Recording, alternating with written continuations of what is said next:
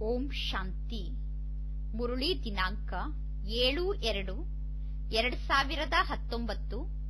ಶಿವ್ ಭಗವಾನ್ watch. ಮಧುರ ಮಕ್ಕಳೇ, ಒಂದನೆಯದಾಗಿ ನಾವು ನೆನಪಿನ ಶಕ್ತಿಯಿಂದ ಪಾವನ ಆಗಬಹುದು. ಎರಡನೆಯದಾಗಿ ಶಿಕ್ಷೆಯ ಶಕ್ತಿಯಿಂದ ಪಾವನ ಆಗಬಹುದು. ನೀವು ನೆನಪಿನ ಶಕ್ತಿಯಿಂದ ಪಾವನ ಆಗಿ ಶ್ರೇಷ್ಠ ಪದವಿಯನ್ನು ಪಡೆದುಕೊಳ್ಳಬೇಕಾಗಿದೆ. ಪ್ರಶ್ನೆ: ತಂದೆ ಆತ್ಮಿಕ ಸರ್ಜನ್ ಆಗಿದ್ದಾರೆ. ಅವರು ಮಕ್ಕಳಾದ ನಿಮಗೆ ಯಾವ ಧೈರ್ಯವನ್ನು ನೀಡಲು ಬಂದಿದ್ದಾರೆ? ಉತ್ತರ: ಹೇಗೆ ಆ ಸರ್ಜನ್ಗಳು ರೋಗಿಗಳಿಗೆ ಧೈರ್ಯವನ್ನು ತುಂಬುತ್ತಾರೆ. ಈಗ ನಿಮ್ಮ ಕಾಯಿಲೆ ಸಂಪೂರ್ಣ ದೂರ ಆಗುತ್ತದೆ, ನೀವು ಆರೋಗ್ಯವಂತರಾಗುತ್ತೀರಾ ಎಂದು. ಅದೇ ರೀತಿ ಆತ್ಮಿಕ ಸರ್ಜನ್ ಕೂಡ ಮಕ್ಕಳಿಗೆ ಧೈರ್ಯವನ್ನು ತುಂಬುತ್ತಾರೆ. ಮಕ್ಕಳೇ, ನೀವು ಮಾಯೆಯ ರೋಗವನ್ನು ನೋಡಿ ಭಯಪಡಬೇಡಿ. ಸರ್ಜನ್ ಔಷಧಿಯನ್ನು ಕೊಟ್ಟಾಗ ಮೊದಲು ಕಾಯಿಲೆ ಜಾಸ್ತಿ ಆಗುತ್ತದೆ, ನಂತರ ಕಾಯಿಲೆ ಕಡಿಮೆ ಆಗುತ್ತದೆ. ಯಾವ ಸಂಕಲ್ಪಗಳು ಅಜ್ಞಾನ ಕಾಲದಲ್ಲೂ ಕೂಡ ನಿಮಗೆ ಬಂದಿರುವುದಿಲ್ಲವೋ ಅಂತಹ ಸಂಕಲ್ಪಗಳು ಕೂಡ ಬರುತ್ತದೆ, ಕೆಟ್ಟ ವಿಚಾರ ಬರುತ್ತದೆ. ಆದರೆ ನೀವು ಆ ಎಲ್ಲಾ ಮಾತನ್ನು ಸಹನೆ ಮಾಡಿಕೊಳ್ಳಬೇಕು. ಸ್ವಲ್ಪ ಪರಿಶ್ರಮ ಪಡಿ.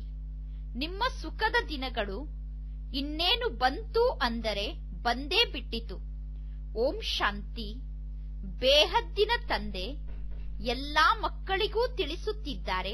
ಪರಮಾತ್ಮ ತಂದೆ ಬಂದಿದ್ದಾರೆ ಅನ್ನುವ ಸಂದೇಶವನ್ನು ಮಕ್ಕಳಾದ ನೀವು ಎಲ್ಲರಿಗೂ ಮುಟ್ಟಿಸಬೇಕು. ತಂದೆ ಮಕ್ಕಳಿಗೆ ಧೈರ್ಯವನ್ನು ನೀಡುತ್ತಿದ್ದಾರೆ.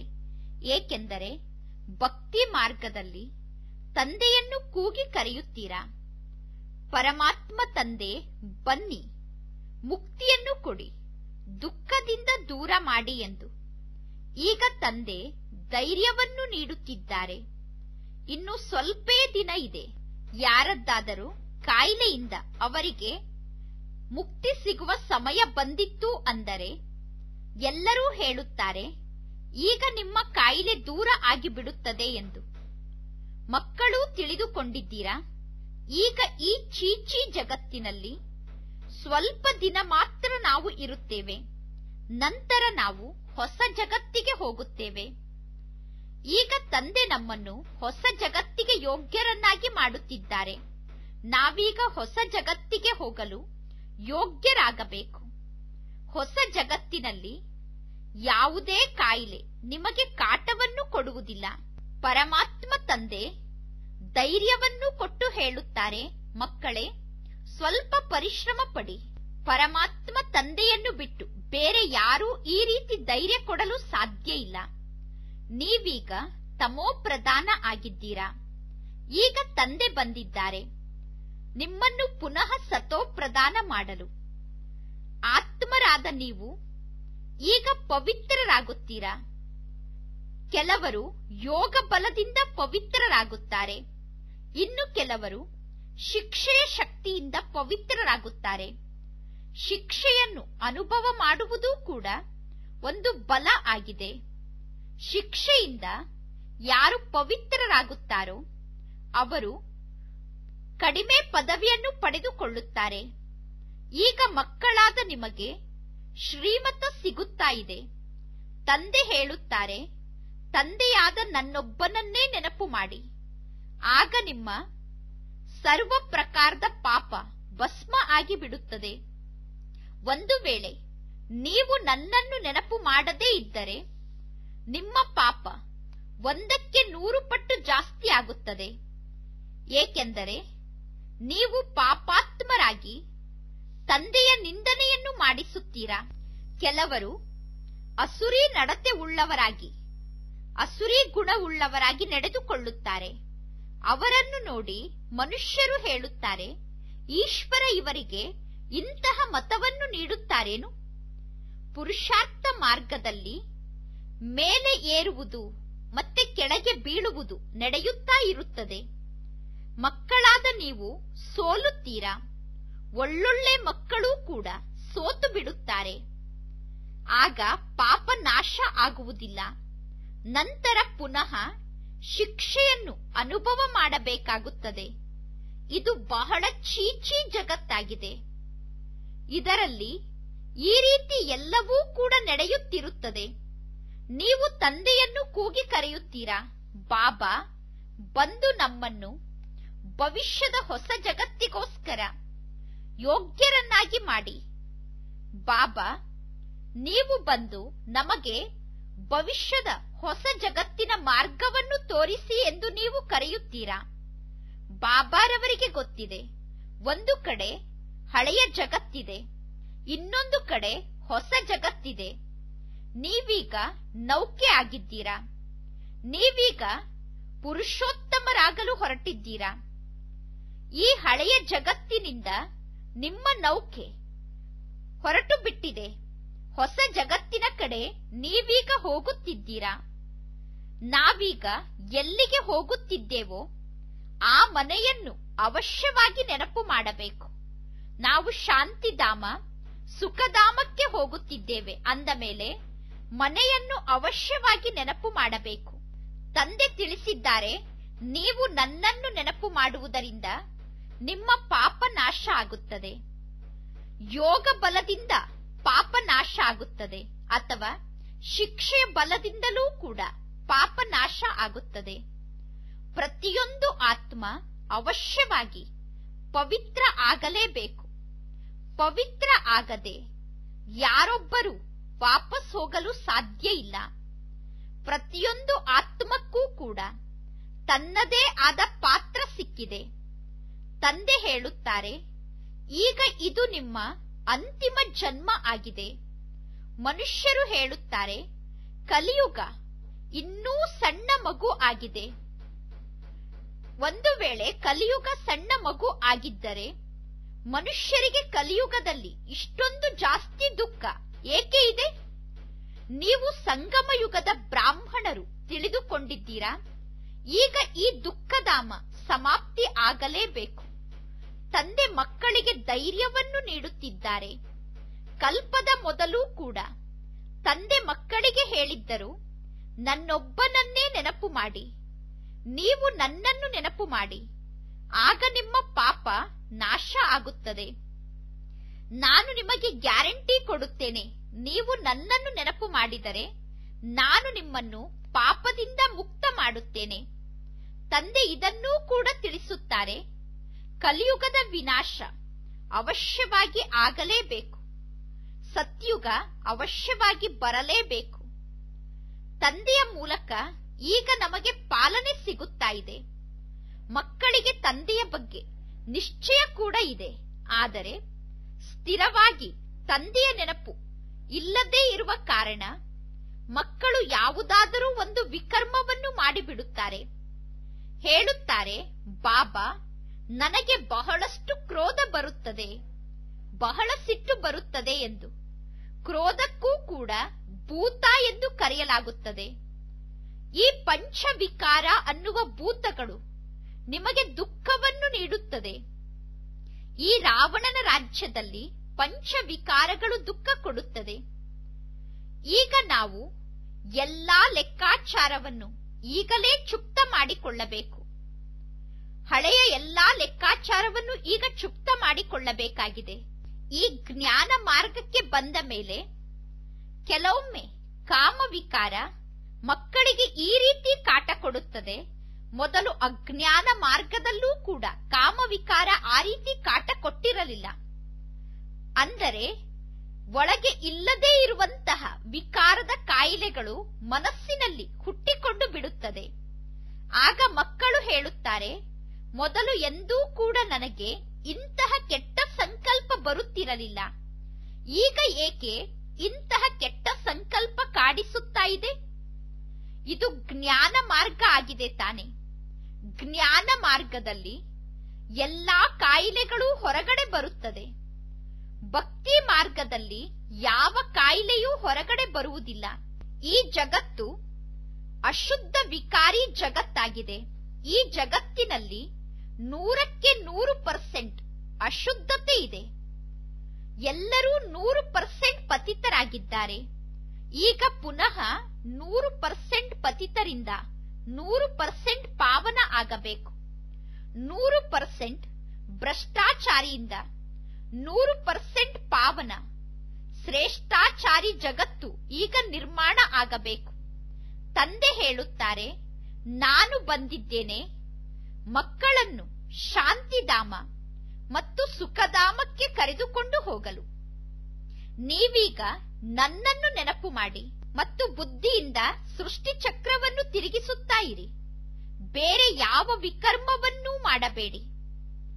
ದೇವತೆಗಳಲ್ಲಿ ಏನೆಲ್ಲ ಗುಣ ಇದೆಯೋ ಆ ಗುಣವನ್ನು ನೀವೀಗ ಧಾರಣೆ ಮಾಡಿಕೊಳ್ಳಬೇಕು. ಬಾಬಾ ಮಕ್ಕಳಿಗೆ ಏನೂ ಕಷ್ಟವನ್ನು ಕೊಡುವುದಿಲ್ಲ. ಕೆಲವರ ಮನೆಯಲ್ಲಿ ಅಶುದ್ಧ ಆತ್ಮ ಇರುತ್ತದೆ.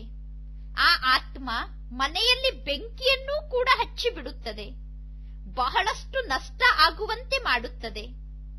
ಈ ಸಮಯದಲ್ಲಿ ಎಲ್ಲರೂ ಕೂಡ ಅಸುರರೇ ಆಗಿದ್ದಾರೆ. ಸ್ಥೂಲ ರೂಪದಲ್ಲೂ ಕೂಡ ಕರ್ಮ ಭೋಗ ಇರುತ್ತದೆ ತಾನೆ. ಒಂದು ಆತ್ಮ ಇನ್ನೊಂದು ಆತ್ಮಕ್ಕೆ ಶರೀರದ ಮೂಲಕವೂ ದುಃಖ ಕೊಡುತ್ತದೆ. ಶರೀರ ಇಲ್ಲದೇ ಇರುವ ಆತ್ಮ ಕೂಡ ಅಶುದ್ಧ ಆತ್ಮ ದುಃಖವನ್ನು ಕೊಡುತ್ತದೆ. ಮಕ್ಕಳು ನೋಡಿದ್ದೀರಾ? ಅದಕ್ಕೆ ಪ್ರೇತಾತ್ಮ, ಭೂತ ಎಂದು ಕರೆಯುತ್ತೇವೆ. ಆ ಪ್ರೇತಾತ್ಮಕ್ಕೆ ಬಿಳಿ ರೂಪದ ಛಾಯೆಯನ್ನು ತೋರಿಸುತ್ತಾರೆ. ಪ್ರೇತಾತ್ಮಗಳ ಛಾಯೆ ಶ್ವೇತ ಬಣ್ಣದಲ್ಲಿ ಕಾಣಿಸುತ್ತದೆ. ಆದರೆ ನೀವು ಆ ಪ್ರೇತಾತ್ಮಗಳ ಬಗ್ಗೆ ಯೋಚಿಸಬಾರದು. ನೀವೀಗ ಎಷ್ಟು ತಂದೆಯನ್ನು ನೆನಪು ಮಾಡುತ್ತೀರೋ ಅಷ್ಟು ಆ ಎಲ್ಲಾ ಪ್ರೇತಾತ್ಮರ ಕಾಟ ಸಮಾಪ್ತಿಯಾಗಿ ಬಿಡುತ್ತದೆ. ಇದು ಕೂಡ ಕರ್ಮದ ಲೆಕ್ಕಾಚಾರ ಆಗಿದೆ ತಾನೆ. ಪ್ರೇತಾತ್ಮಗಳು ನಮ್ಮ ಬಳಿ ಬರುವುದೂ ಕೂಡ ಕರ್ಮದ ಲೆಕ್ಕಾಚಾರ ಆಗಿದೆ. ಮನೆಯಲ್ಲಿ ಮಕ್ಕಳು ಹೇಳುತ್ತಾರೆ, ನಾವು ಪವಿತ್ರರಾಗಿರಲು ಬಯಸುತ್ತೇವೆ ಎಂದು. ಆತ್ಮವೇ ಹೇಳುತ್ತದೆ, ನಾನು ಪವಿತ್ರ ಆಗಿರುತ್ತೇನೆ ಎಂದು.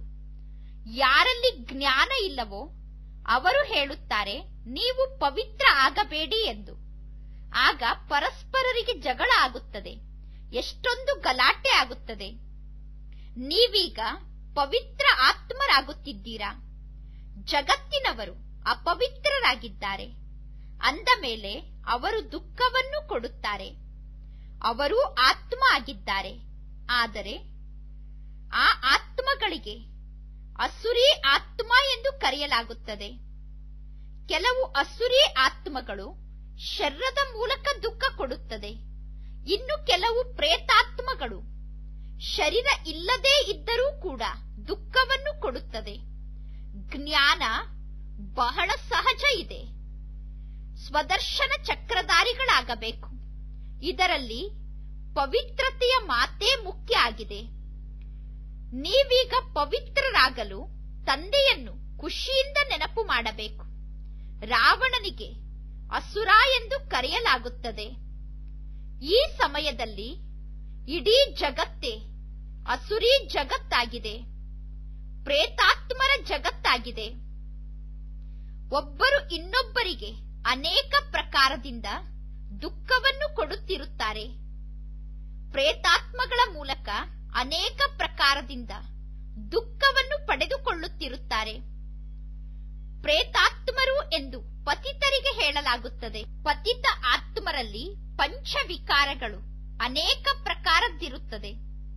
ಕೆಲವರಿಗೆ ವಿಕಾರಕ್ಕೆ ವಶ ಆಗುವ ಅಭ್ಯಾಸ ಆಗಿಬಿಟ್ಟಿರುತ್ತದೆ. ಇನ್ನು ಕೆಲವರಿಗೆ ಕ್ರೋಧ ಮಾಡುವ ಅಭ್ಯಾಸ ಆಗಿಬಿಟ್ಟಿರುತ್ತದೆ. ಇನ್ನು ಕೆಲವರಿಗೆ ಅನ್ಯರಿಗೆ ಕಾಟವನ್ನು ನೀಡುವಂತದ್ದೇ ಒಂದು ಹವ್ಯಾಸ ಆಗಿರುತ್ತದೆ. ಇನ್ನು ಕೆಲವರಿಗೆ ಅನ್ಯರಿಗೆ ನಷ್ಟ ಮಾಡಿಸುವಂತಹ ಅಭ್ಯಾಸ ಆಗಿರುತ್ತದೆ. ಅನ್ಯರಿಗೆ ತೊಂದರೆ ಕೊಟ್ಟು ಅನ್ಯರಿಗೆ ನಷ್ಟ ಆಗುವಂತೆ ಮಾಡುವುದನ್ನು ತಮ್ಮ ಅಭ್ಯಾಸವನ್ನಾಗಿ ಮಾಡಿಕೊಂಡಿರುತ್ತಾರೆ. ಕೆಲವರಲ್ಲಿ ವಿಕಾರಕ್ಕೆ ವಶ ಆಗುವ ಅಭ್ಯಾಸ ಇತ್ತು ಅಂದರೆ ಯಾವಾಗ ಅವರಿಗೆ ವಿಕಾರ ಪ್ರಾಪ್ತಿಯಾಗುವುದಿಲ್ಲವೋ ಆಗ ಕ್ರೋಧಕ್ಕೆ ವಶ ಆಗಿ ಬಹಳಷ್ಟು ಹೊಡೆಯುತ್ತಾರೆ. ಅವರಿಗೆ ಕಾಮವಿಕಾರ ಪ್ರಾಪ್ತಿಯಾಗದೇ ಇದ್ದಾಗ ಕ್ರೋಧಕ್ಕೆ ವಶಾಗಿ ಹೊಡೆಯುತ್ತಾರೆ. ಈ ಜಗತ್ತು ಇದೇ ರೀತಿ ಇದೆ. ತಂದೆ ಬಂದು ಮಕ್ಕಳಿಗೆ ಧೈರ್ಯವನ್ನು ತುಂಬುತ್ತಾರೆ. ಹೇ ಆತ್ಮರೇ, ಮಕ್ಕಳೇ, ಧೈರ್ಯಶಾಲಿಗಳಾಗಿ ಇರಿ.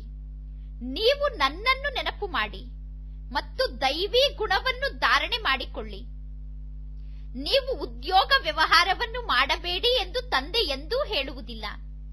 ಹೇಗೆ ಮಿಲಿಟರಿಯಲ್ಲಿ ಇರುವಂತವರು ಯುದ್ಧ ಮಾಡಲು ಹೋಗಬೇಕಾಗುತ್ತದೆ, ಅವರಿಗೂ ಹೇಳಲಾಗುತ್ತದೆ ಶಿವತಂದೆಯನ್ನು ನೆನಪು ಮಾಡಿ ಎಂದು. ಗೀತೆಯ ಅಕ್ಷರಗಳನ್ನು ತೆಗೆದುಕೊಂಡು ತಿಳಿಸುತ್ತಾರೆ.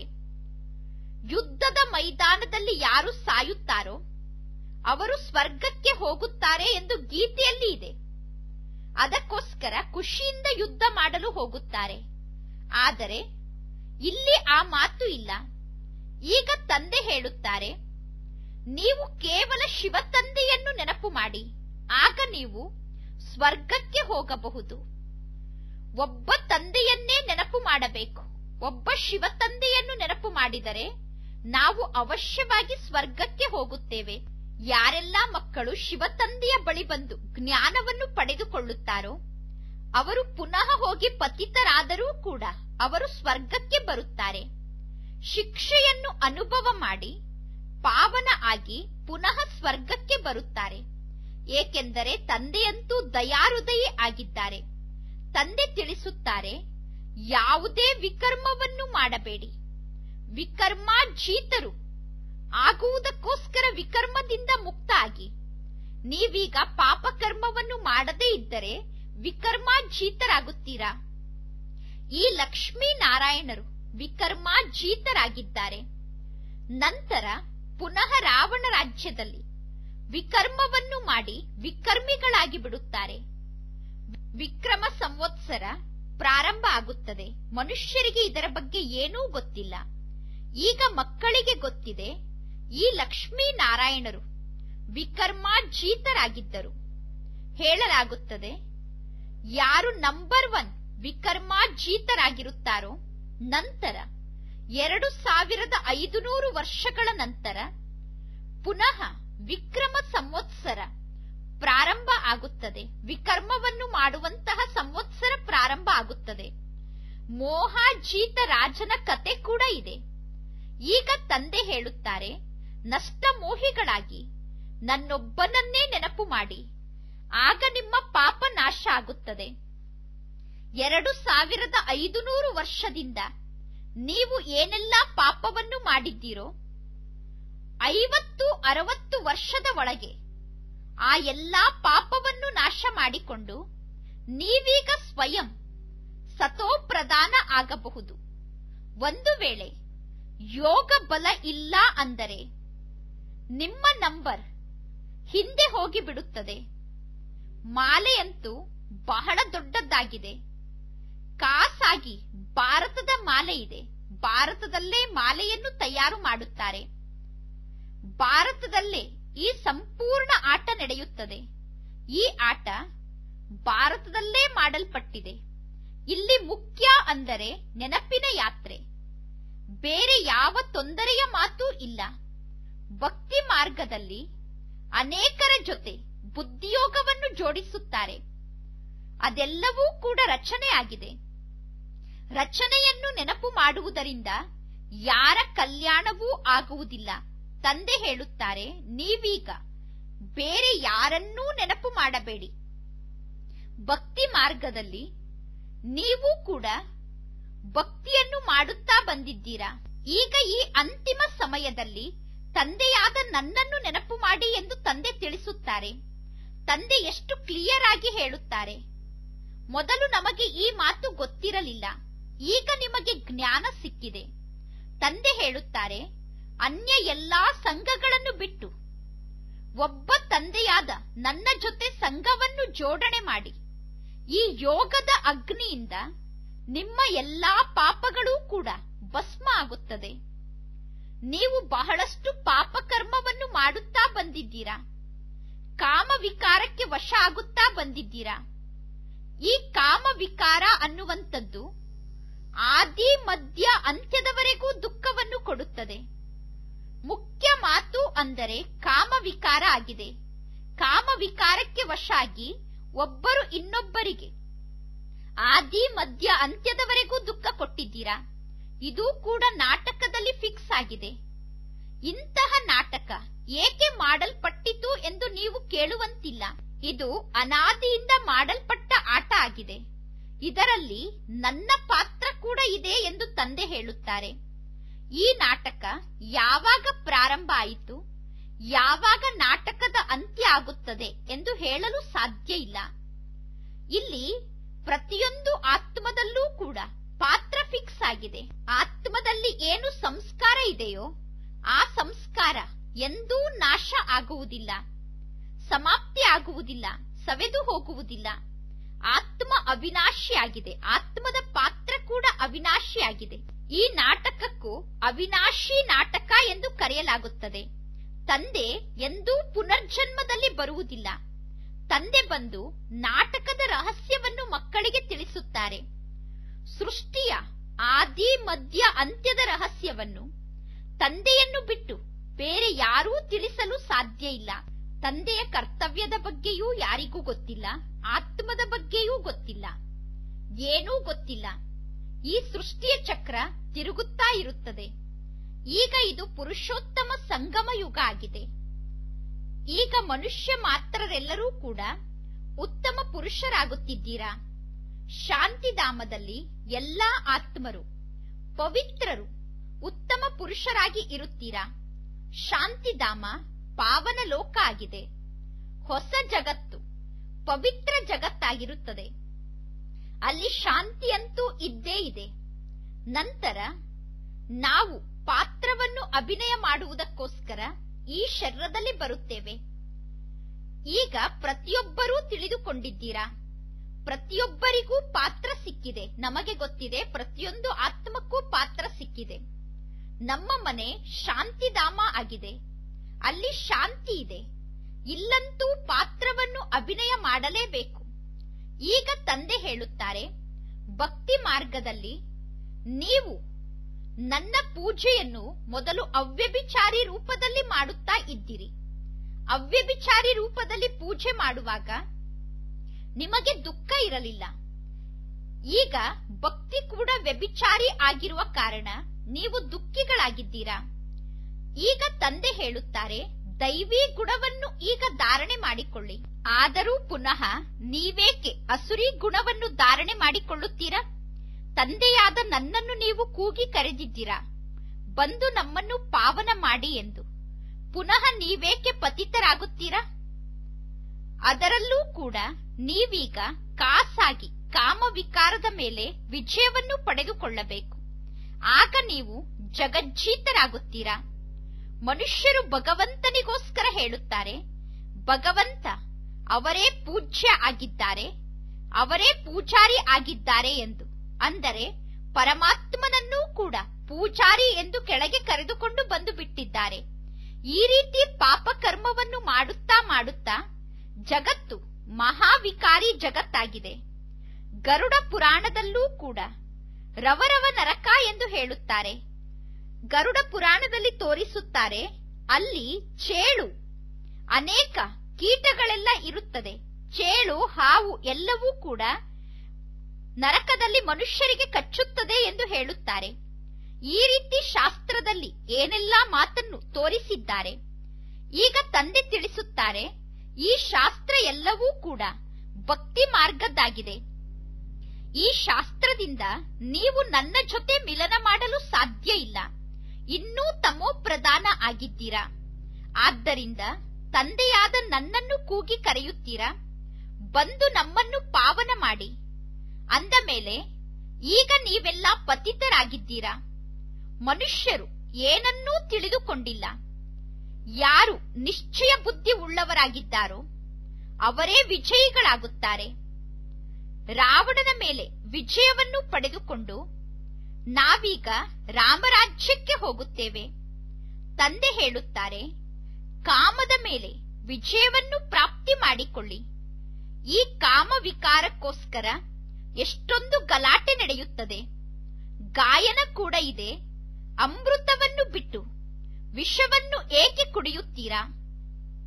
ಅಮೃತ ಅನ್ನುವ ಹೆಸರನ್ನು ಕೇಳಿ ತಿಳಿದುಕೊಂಡಿದ್ದಾರೆ ಗೌಮುಖದಿಂದ ಅಮೃತ ಬರುತ್ತದೆ ಎಂದು. ಅರೆ, ಗಂಗಾ ಜಲಕ್ಕೆ ಅಮೃತ ಎಂದು ಕರೆಯುವುದಿಲ್ಲ. ಇದು ಜ್ಞಾನಾಮೃತದ ಮಾತಾಗಿದೆ. ಸ್ತ್ರೀ ಪತಿಯ ಕಾಲನ್ನು ತೊಳೆದು ಕುಡಿಯುತ್ತಾರೆ, ಅದನ್ನೂ ಕೂಡ ಅಮೃತ ಎಂದು ತಿಳಿದುಕೊಂಡಿದ್ದಾರೆ. ಒಂದು ವೇಳೆ ಅದು ಅಮೃತ ಆಗಿದ್ದರೆ ಅವರು ಪುನಃ ವಜ್ರ ಸಮಾನ ಆಗಬೇಕಿತ್ತು.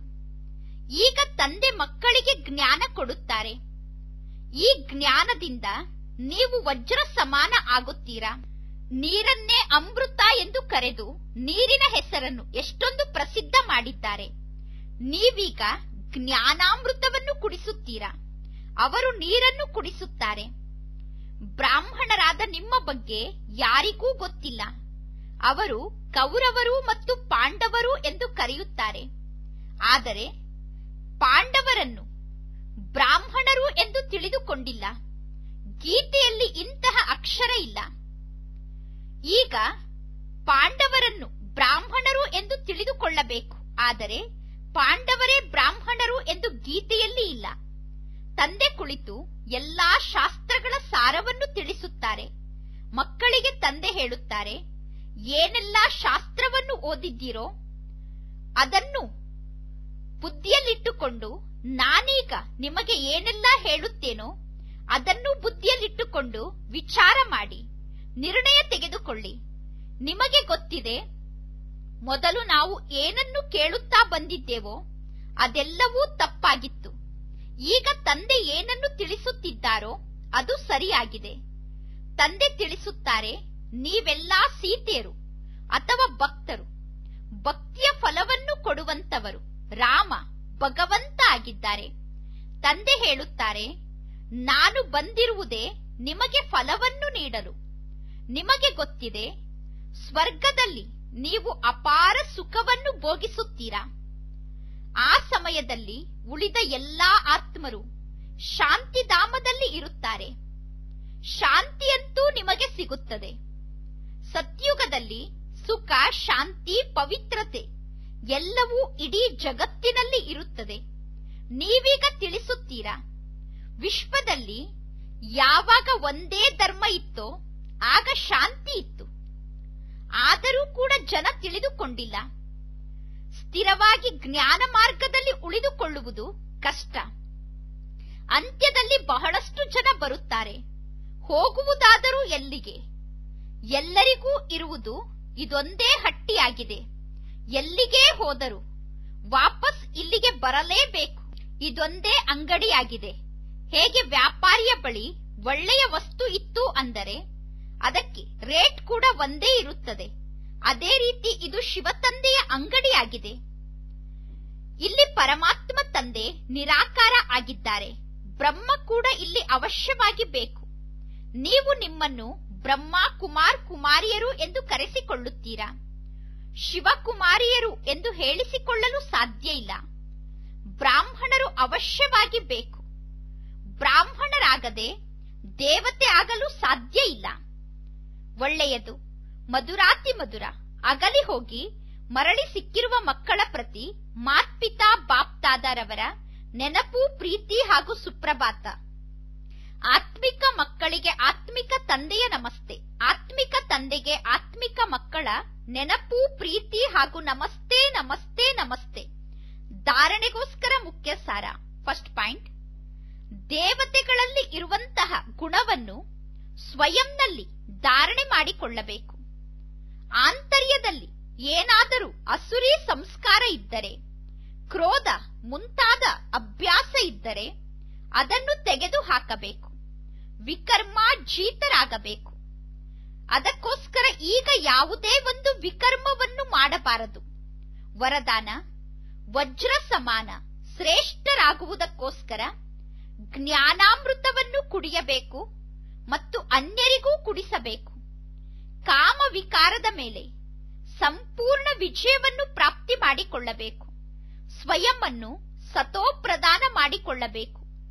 ಯೋಗದ ಶಕ್ತಿಯಿಂದ ಎಲ್ಲಾ ಹಳೆಯ ಲೆಕ್ಕಾಚಾರವನ್ನು ಚುಕ್ತ ಮಾಡಿಕೊಳ್ಳಬೇಕು. ವರದಾನ: ಸಹಜ ಯೋಗದ ಸಾಧನದ ಮೂಲಕ ಸಾಧನಗಳ ಮೇಲೆ ವಿಜಯವನ್ನು ಪ್ರಾಪ್ತಿ ಮಾಡಿಕೊಳ್ಳುವಂತಹ ಪ್ರಯೋಗಿ ಆತ್ಮ ಆಗಿ, ಸಾಧನಗಳಿದ್ದರೂ ಕೂಡ ಸಾಧನಗಳನ್ನು ಉಪಯೋಗ ಮಾಡುತ್ತಿರುವಾಗ ಯೋಗದ ಸ್ಥಿತಿ ಏರುಪೇರಿನಲ್ಲಿ ಬರಬಾರದು. ಯೋಗಿಗಳಾಗಿ ಸಾಧನಗಳನ್ನು ಪ್ರಯೋಗದಲ್ಲಿ ತರಬೇಕು. ಇದಕ್ಕೆ ಹೇಳಲಾಗುತ್ತದೆ ಭಿನ್ನರಾಗಿ ಇರುವುದು. ಎಲ್ಲಾ ವಸ್ತುಗಳು ಇದ್ದರೂ ಕೂಡ ನಿಮಿತ್ತ ಮಾತ್ರರಾಗಿ ಅನಾಸಕ್ತ ರೂಪದಲ್ಲಿ ಆ ವಸ್ತುಗಳನ್ನು ಪ್ರಯೋಗದಲ್ಲಿ ತನ್ನಿ. ಒಂದು ವೇಳೆ ಯಾವುದೇ ಪ್ರಕಾರದ ಇಚ್ಛೆ ಮನಸ್ಸಿನಲ್ಲಿ ಇದ್ದರೆ, ಯಾವುದೇ ವಸ್ತುವನ್ನು ಪ್ರಾಪ್ತಿ ಮಾಡಿಕೊಳ್ಳುವ ಇಚ್ಛೆ ಇದ್ದರೆ, ಆ ಇಚ್ಛೆ ನಮ್ಮನ್ನು ಒಳ್ಳೆಯವರಾಗಲು ಬಿಡುವುದಿಲ್ಲ. ಪರಿಶ್ರಮ ಪಡುವುದರಲ್ಲೇ ಸಮಯ ವ್ಯರ್ಥ ಆಗಿ ಬಿಡುತ್ತದೆ. ಆ ಸಮಯದಲ್ಲಿ ನೀವು ಸಾಧನೆಯಲ್ಲಿ ತೊಡಗಲು ಪ್ರಯತ್ನ ಪಡುತ್ತೀರಾ. ಆದರೆ ಸಾಧನ ನಿಮ್ಮನ್ನು ತನ್ನ ಕಡೆ ಆಕರ್ಷಣೆ ಮಾಡುತ್ತದೆ. ಆದ್ದರಿಂದ ಪ್ರಯೋಗಿ ಆತ್ಮರಾಗಿ ಸಹಜ ಯೋಗಿಯ ಸಾಧನೆಯಿಂದ ಸಾಧನಗಳ ಮೇಲೆ, ಅಂದರೆ ಪ್ರಕೃತಿಯ ಮೇಲೆ ವಿಜಯಿಗಳಾಗಿ. ಶ್ಲೋಗನ್: ಸ್ವಯಂ ಸಂತುಷ್ಟರಾಗಿ ಇದ್ದು ಎಲ್ಲರನ್ನೂ ಸಂತುಷ್ಟಗೊಳಿಸುವುದೇ ಸಂತುಷ್ಟ ಮಣಿ ಆಗುವುದಾಗಿದೆ. ಒಳ್ಳೆಯದು. ಓಂ ಶಾಂತಿ.